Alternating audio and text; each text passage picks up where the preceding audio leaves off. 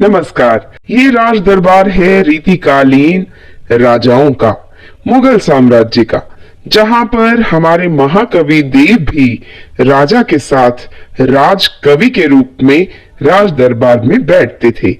यही कारण है कि धीरे धीरे राज दरबार की स्थिति देखकर उन्हें राज दरबार से वितृष्णा हो चली थी।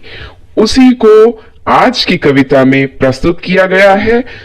तो आइए पढ़ते हैं कविता दरबार, जो कि महाकवि देव द्वारा रचित है। चित्र में आप देख सकते हैं राज दरबार लगा हुआ है और राजा के आसपास उनके मंत्री भी बैठे हुए हैं। राज दरबार में राजा के साथ मंत्री, संतरी, गुरु, आचार्य इत्यादि बैठा करते थे।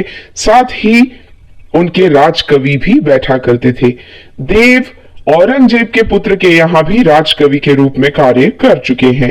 तो दरबारी संस्कृति का वर्णन उन्होंने अपनी इस कविता में किया है। मंत्रियों की जिम्मेदारी है कि वे राजा को सही सलाह दें, उनका मार्गदर्शन करें, किंतु यहाँ पर राजा को खुश करने के लिए वे चुप हैं और नृत्य, संगीत इत्यादि में इतने रम गए हैं कि प्रजा की भी उन्हें कोई चिंता नहीं है।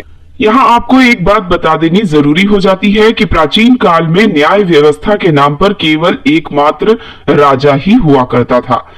प्रजा न्याय मांगने के लिए राजा के समक्ष जाती, किंतु राजा के साथ बैठे उनके मंत्री और संतरी इत्यादि सब राग रंग में, नृत्य संगीत में इतने मस्त है, राजा को खुश करने में, उनकी चापलूसी करने में इतने मस्त है कि उन्हें प्रजा का दुख दर्द ना सुनाई देता है, ना दिखाई देता है, ना ही वे अपने राजा को कोई अच्छी सलाह देते हैं। तो इसी तरह दरबारी संस्कृति का वर्णन करते हुए देव कहते हैं, साहिब अंध मुसाहिब मूक सभा बहिरी रंग रीझ को माच्यो।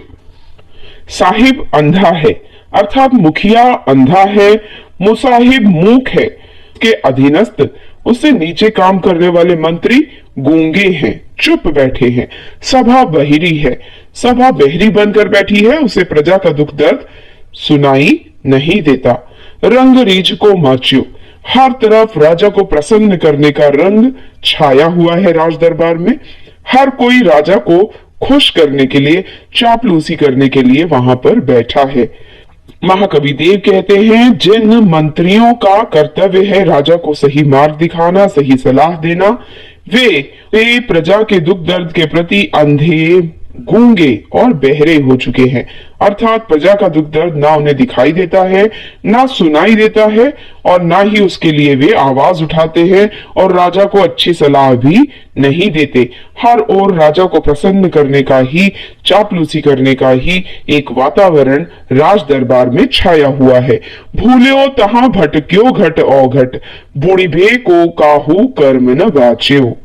कवि कहते हैं बुढ़िभे अर्थात डूबने का कोई काम शेष यहाँ नहीं है, अर्थात इनका डूबना निश्चित है, क्योंकि राज दरबार में सभी अपना रास्ता भूल गए हैं, भटक गए हैं अपने रास्ते से। मंत्रियों का, राजा का जो कर्तव्य है, यदि वे अपने कर्तव्य से विमुख हो चुके हैं, अपने रास्ते से भटक चुके हैं, तो इनका डूबना निश्चित है। भेष न सूझ्यो कहियो समझियो न, बतायो सुनियो न, कहाँ रुचि राख्यो। कवि कहते हैं, उन्हें यदि कोई अच्छी बात समझाई जाए तो वे सुनते नहीं हैं, उन्हें सुनाई नहीं देता, ना उन्हें कोई अच्छी बात समझ में आती है। उनकी पूरी रुचि जो है अपने आनंद, अपने मनोरंजन तक ही सीमित है, साथ ही राजा की चापलूसी करने तक सीमित है। देव तहां निबरे नट की, बिगड़ी मति को सगरी निसिनाच्यो। यहाँ पर महाकवि देव राज दरबारियों की तुलना उस नट से करते हैं, नट अर्थात उस कलाकार से करते हैं जो अपने होश खोकर पूरी रात नाचता है। उसी तरह ये राज दरबारी भी अपने रास्ते से भटक चुके हैं, उन्हें इस बात का होश ही नहीं है कि उनका कर्तव्य क्या है। इस प्रकार पूरे राज दरबार का माहौल ही प्रजा से विमुख है। यहाँ राजा और मंत्री केवल अपने मनोरंजन, अपनी सुख सुविधाएं, राजा को प्रसन्न करने की चाटुकारिता में ही व्यस्त हैं। उन्हें प्रजा के सुख दुख से कोई लेना देना नहीं है।